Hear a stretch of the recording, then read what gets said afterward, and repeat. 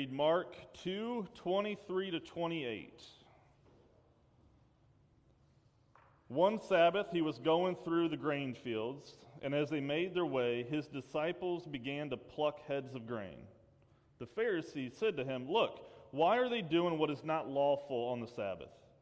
And he said to them, "Have you never read what David did when he and his companions were hungry and in need of food?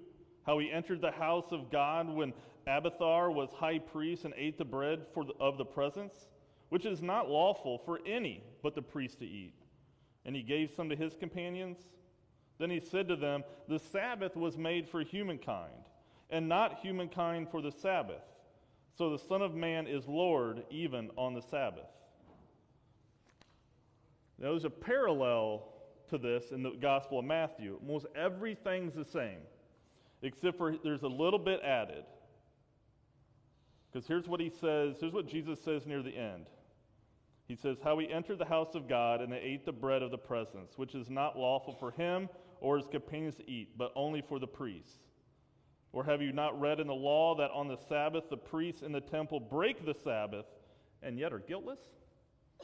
I tell you, something greater than the temple is here." That right there is blasphemous. Jesus is in trouble when he claims that he is bigger than the temple. And that's something that will matter in this sermon. "But if you had known what this means, 'I desire mercy and not sacrifice,'" one of my favorite lines in the Bible. "I desire mercy, not sacrifice. You would have not condemned the guiltless. For the Son of Man is Lord of the Sabbath." So let me start with a statement, because I had a question by one of our kids, Minerva, I think on Thursday. Are you going to tell us that it's okay to break laws like Jesus or something like that? Yeah. Well, not really it's okay to break laws, but did Jesus break laws? Yes. Yes, he broke laws. End of sermon. Let's go eat. But yes, he broke laws. Does that mean we should break laws? I mean, I don't think that we should actively look for laws to break and create chaos in that way. But with that being said, sometimes we have to be careful about what laws we decide to follow, or maybe we have to fight for change for certain laws inside our churches and inside our world. And I think Jesus shows us that. I think he fights both with the religious elite and also with the Romans, with the civil. And he's pushing up against what they do. He doesn't go to the cross because he's obeying laws. He's not going to the cross because they think he's a good dude and doing his thing. Like, it's okay, we have no problem with what you're saying and doing. It's fine. No big deal. No, they put him to the cross because both the religious leaders and the Romans have issues with what he's saying. And he breaks Roman law. That's why he goes to the cross. He goes to the cross for no other reason. And this is kind of different. He goes no other reason than because he broke laws. It's only in the resurrection do we start to understand and unpack what his death means for all of us. But Jesus was a nobody to these people. A nobody. But I think it gives us a template for how we can be, and we can see how this has happened throughout the centuries. I believe we see big changes that happen in our churches and in our world through people standing up for things that they find to be unjust. I'll bring up Martin Luther again this week, as we talked about him a little bit last week. Martin Luther in the Catholic Church. You have religious leaders, you have civil leaders fighting to end slavery. That was upheld by both civil and church leadership. You have the civil rights there. You have women fighting for their own rights. And they're still doing that in the church today. Heck, Saddleback Christian Church, I don't think it's Christian Church, Saddleback Church, I can't remember what the full name is, but one of the biggest churches in the country just got kicked out of the Southern Baptists because why? They are affirming women in leadership. 2023, still a thing. People are still fighting with religious entities and in the world for their own rights. And people have to start raising voices of support, and it can be dangerous. It can get you excluded and put on the outside. And this story here about Jesus is about a breaking of religious laws. A couple of things. For Mark's audience, Mark was talking to a Gentile audience, so a non-Jewish audience. So they're trying to figure out, how do we follow this guy Jesus? How do we get into this new thing called Christianity when we're not Jewish and we don't follow these laws that you have set? So this story would have been important because it would have said to the non-Jewish people, listen, these laws and these rules and these traditions can be important, but you don't necessarily have to follow that to be part of us. But for Jewish people, and Jesus was Jewish, and he said, I've come to fulfill the law, not to abolish it. He still says the law is important. It can be good for us, but not over the care of individuals. Because the major question that we have to answer is not whether to observe the Sabbath, but what constitutes Sabbath observance. Meaning, in other words, when do we do Sabbath? Who? How? Should we observe it? Right? We can place it in the context of other things for us. Should we fast? Is fasting a practice that we do regularly here? No. Why not? I mean, the Bible says we should. Why don't we do it? We don't. So we don't observe everything here, do we? We don't observe all this. Now, fasting can be important for us.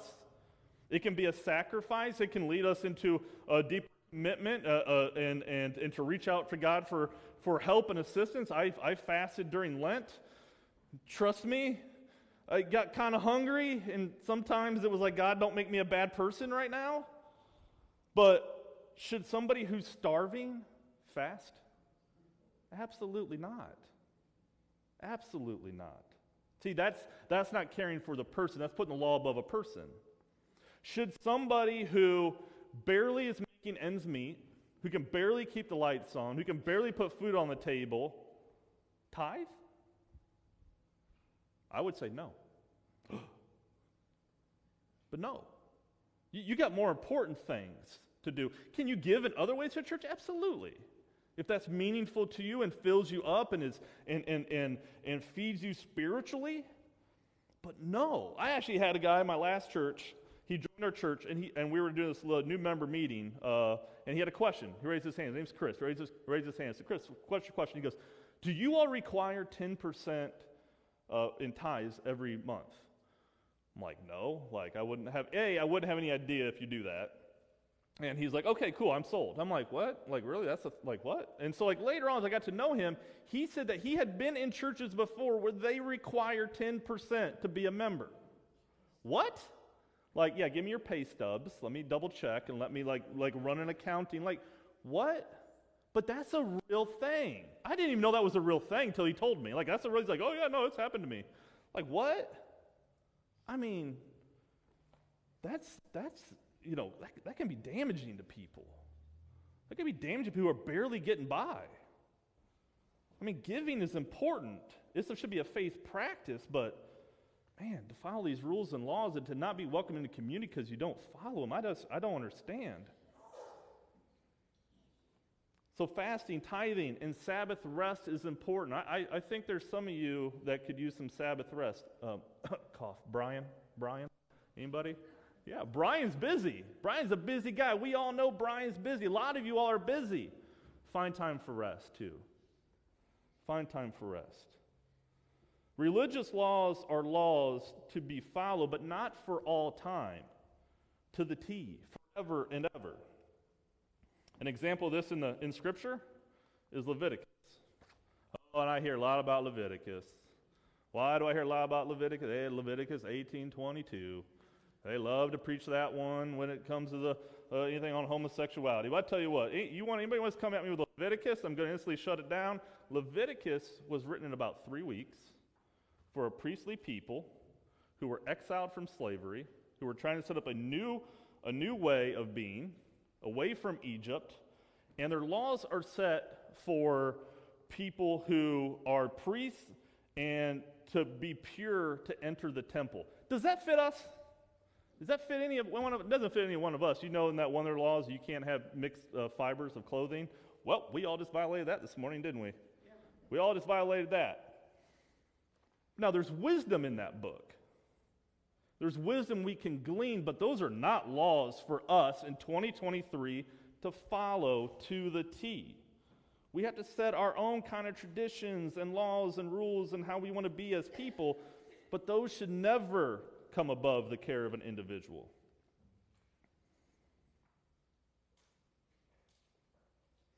And in the next passage from this one, after Jesus and them gleaned some food, Jesus heals a man on Sabbath. And they can't get over it. The religious leaders cannot believe Jesus heals a man on Sabbath. And it's after that moment that they then start to plot to kill him. What did he do? That was so awful. He fed hungry people and healed a sick person. How dare he? But that got him in trouble because it was the Sabbath observance. And Jesus says, after he heals, which is lawful on the Sabbath, to do good or to do evil, to save a life or to kill? I think this is important for us to rephrase that question at times. Because people can say, do this, don't do that. You shouldn't be like this, you should be like that. I get this all the time. But what is lawful for us to do as Christ's followers? To love or hate? To exclude or include? To give grace or condemn? And I think we can go with those questions over and over again. Which one is more Christ-like? Which one would Jesus want us to do? Doesn't mean that some of these other ones may not be important or may not have some present, but is it more important than inclusion? I mean, to give grace or condemn. We have no place to condemn. And Jesus pushes us beyond following of the law, right? To care for the person, to care for the other. Why? Because in this series, what have we learned? Jesus is the other. He is the poor person. He is the person with the funny accent. He is the person that comes from a place that nobody thinks any good is from. He is disowned from his hometown. He is the other. He faces that. He understands that, and he's going to push us to say, listen, care for the other, because that is me, and I am the Messiah. I am the anointed one.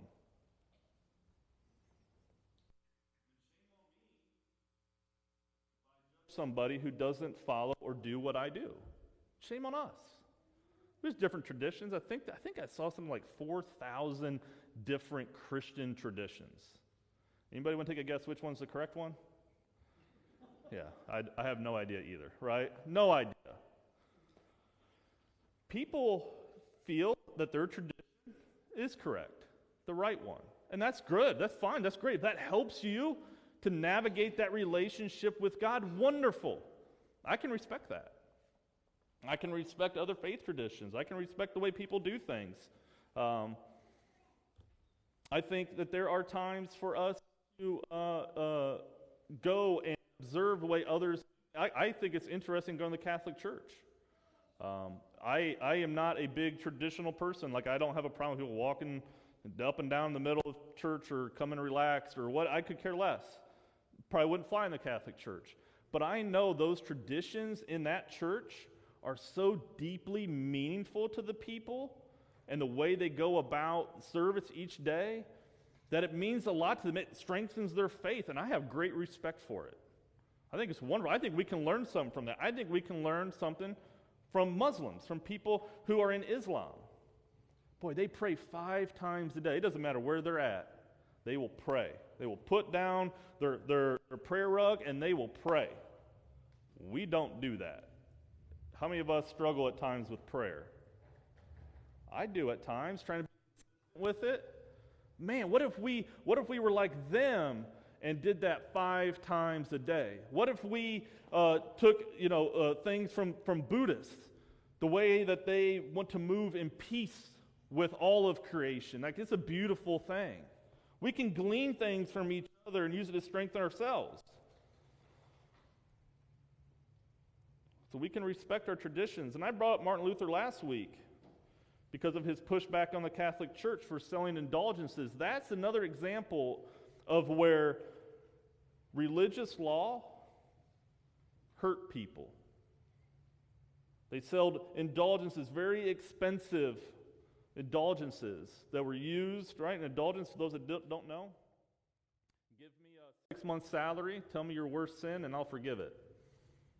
That took advantage and preyed upon people. Martin Luther had an issue with that, so what did he do? Knocked on the door with his thesis and fought for change of that. He didn't break a law, but the church didn't like it, because he's going to speak out against something that he saw was taking advantage of people, taking advantage of the other. They didn't have the power to forgive and to charge money for that. The Catholic Church still does indulgences, but it doesn't charge money. And not all churches do that. But he just said, hey, wait a second.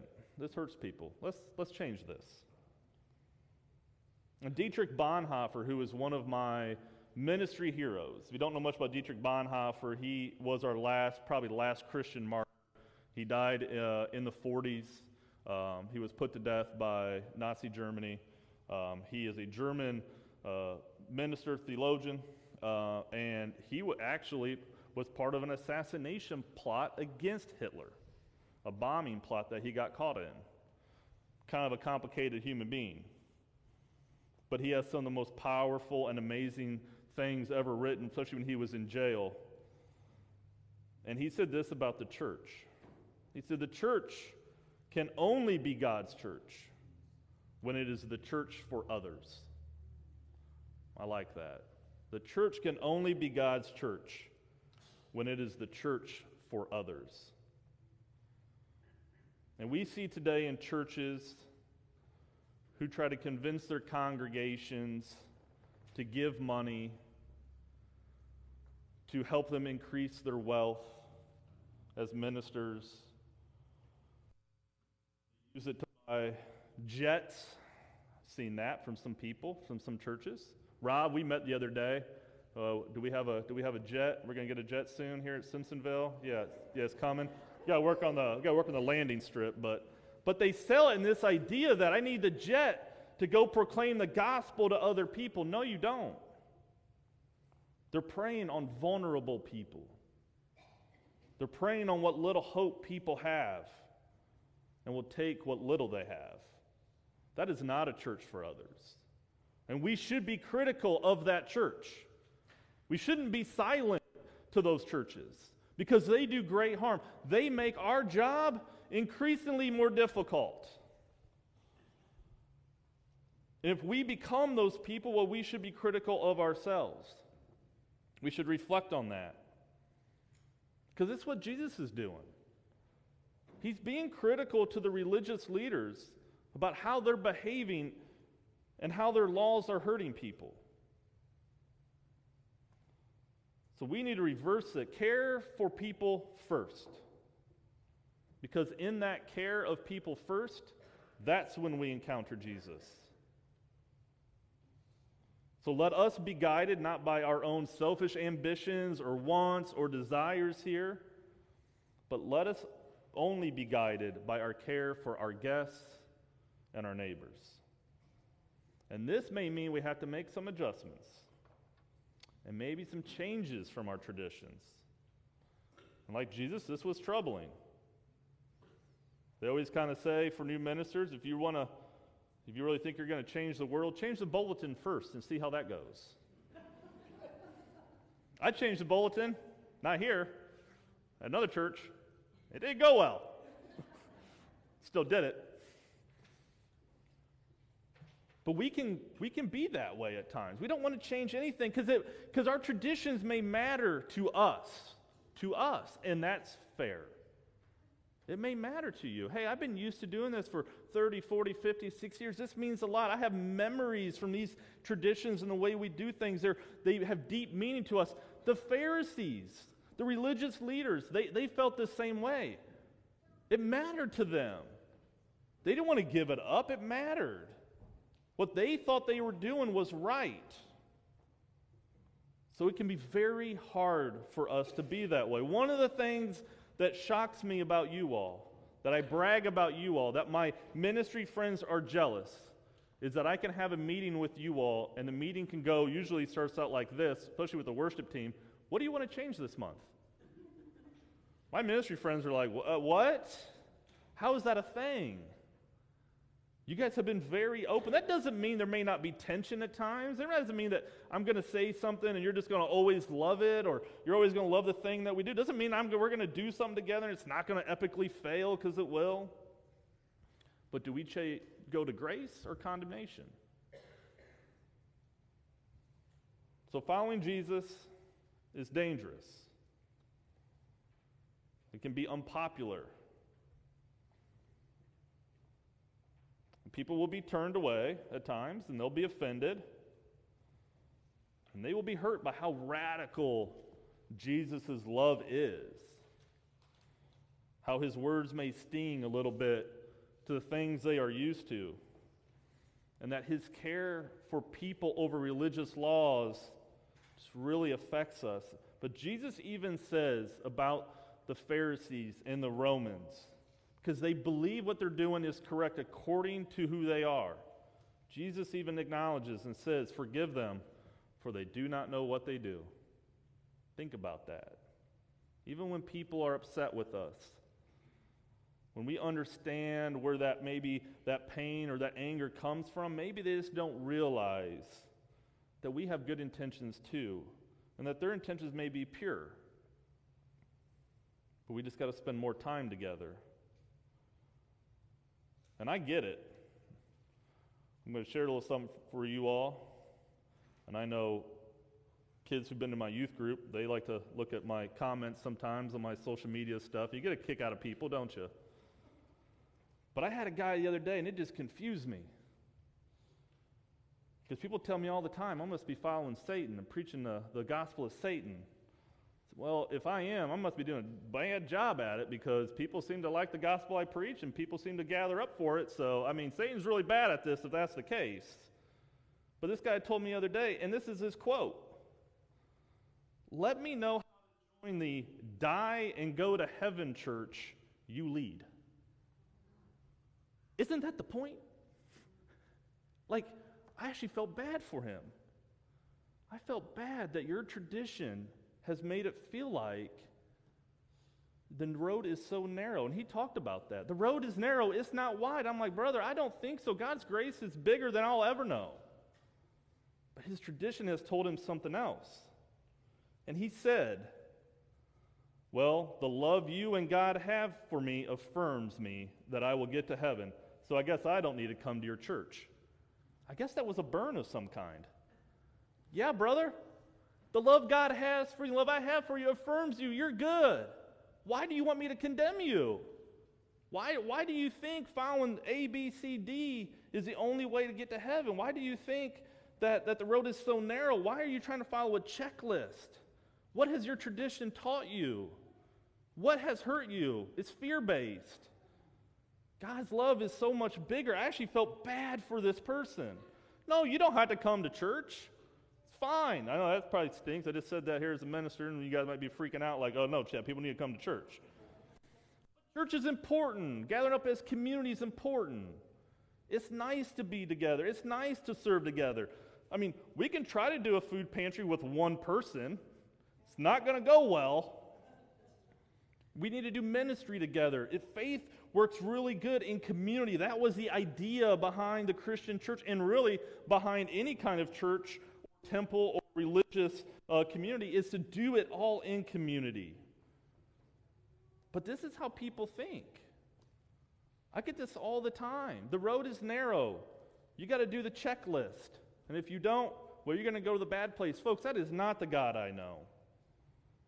Let me tell you about the God I know, because I see this God reflected in Jesus, whose love is so radical that we don't at times even feel worthy to accept it because of how the world has made us feel. I hate to tell you, too bad. Because God does love you that much. And Jesus loves you that much. And they want the church to reflect that same love to others. So yes, my brother who wanted to comment that, yes, God loves you and I love you so much that you're probably good. Because the new kingdom that Jesus' resurrection will establish through the church will bring a whole new set of the way for a religious community to do life.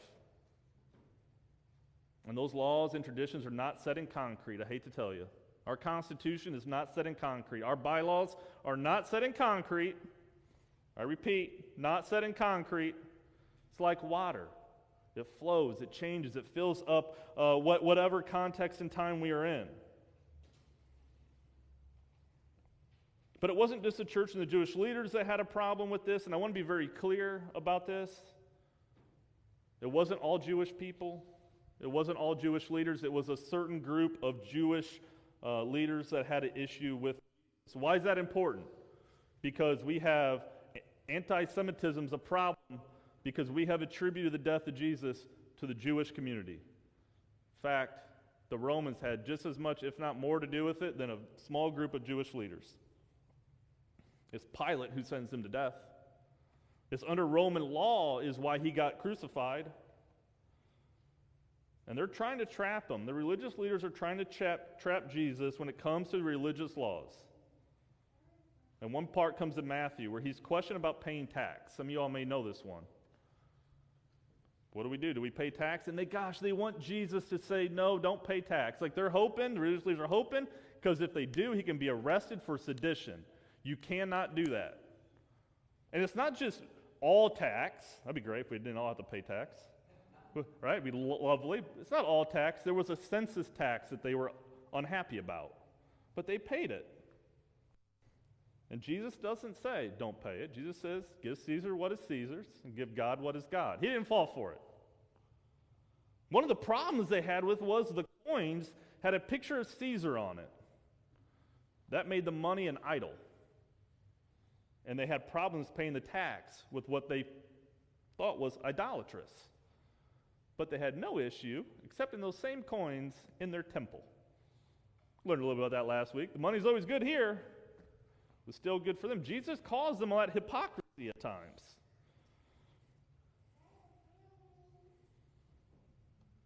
But Jesus speaks out other ways against Rome. He says he is the anointed one. That was something the emperor would have used. That was treasonous as a statement. Caesar brings the gospel to people. That was a term coined by Caesar for his good news. But Jesus just took that one, didn't he, and used that. He calls Herod a fox publicly. That'll get you. And he stirred up crowds with his words, criticizing tax collectors and implying the need to repay the money that they believed they lawfully took, but it was unjustly took. It was the crowds that caused a big part of Jesus' issues because he's inciting these crowds. And that's a direct threat to the emperor in Rome and makes Jesus a seditionist. And that's his charge, sedition. Sedition is a charge that led you to crucifixion that day. Anything that went against the power. So they take him in front of Pilate. And we have this story in the Bible where Pilate's really conflicted. Do I kill Jesus? Do I not? What do I do? Oh, yeah. Truth is, Pilate could care less about Jesus. What we know about Pilate, he probably didn't even look up from his table to acknowledge the guy. Pilate was ruthless, and he was a hero to the Roman people. But this nobody, this carpenter guy that's stirring up some crowds, we don't care. Just go ahead and kill him. They make it seem conflicted because the audience is a Roman audience. And if you want people to hear about Jesus, well, you better not make Pilate look too bad, or they may just turn it off. That's why it was kind of written that way. That's what scholars believe. But Pilate didn't care. He just sentenced him. Like, whatever. You're a seditionist. You're doing this. Eliminate the problem. Religious leaders will be happy. He's out of our hair. Good to go. Heck, we'll even mock him when we put him on the cross. We'll put a sign above him that says, King of the Jews. Ha, ha, ha. That wasn't a statement for who he was. That was a mocking him. That's your king? He can't get himself down. That's your king? That's your guy? I don't think so. They did that to mock Jesus. He broke their laws because he wanted others to be taken care of. And they get their wish. He dies. But we know it's not the end of the story. The change has begun and continues to this day. And Jesus asks us to do a few things for our church to be a certain way. And what does he ask? He says in Matthew, "For I was hungry and you gave me food. I was thirsty and you gave me something to drink. I was a stranger and you welcomed me. I was naked and you gave me clothing. I was sick and you took care of me. I was in prison and you visited me." The righteous will answer him, "Lord, when was it that we saw you hungry and gave you food, or thirsty and gave you something to drink? And when was it we saw you a stranger and welcomed you, or naked and gave you clothing? And when was it we saw you sick or in prison and visited you?" He said, "Truly I tell you, just as you did it to one of the least of these brothers and sisters of mine, you did it to me." The care for the other. That's the mission, to people and with people. And not just the physical, what can we do for people, but spiritually. How do we feed people spiritually? How do we help quench the thirst spiritually? How do we care for those who have faith or come without me? How do we care for those who have been hurt by fear-based religion and harmful traditions, who have been taken advantage of by the church and who have been abused by the church? We may have to look to new ways to share, to care, and to love. We may have to look at how we worship, what resonates and moves with those who come through our door, what fills people up and helps to connect people with God. What do we need to let go of? We need to look around us and see where there are opportunities in our community, in our church, in our world that we can support to meet people, to bring better care for the other. How do we care for each other? How do we care for our children well? How do we care for our seniors well? And we need to have courage to voice support in our church and in our communities, to fulfill the ministry of Jesus Christ so we can bring kingdom come, so God's will can be done. Amen.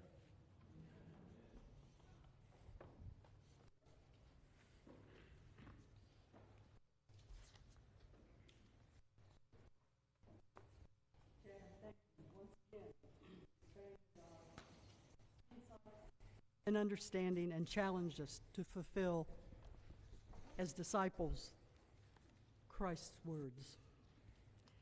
Well, we have a couple songs here we're going to sing, and I truthfully don't know them. So I may just say the words, and you could say them too. But I will try. Carolyn, would you do us a favor of just playing through once we plow the fields and scatter. This is all in reference to the scripture that was read this morning. Yeah, we'll stand. Please stand.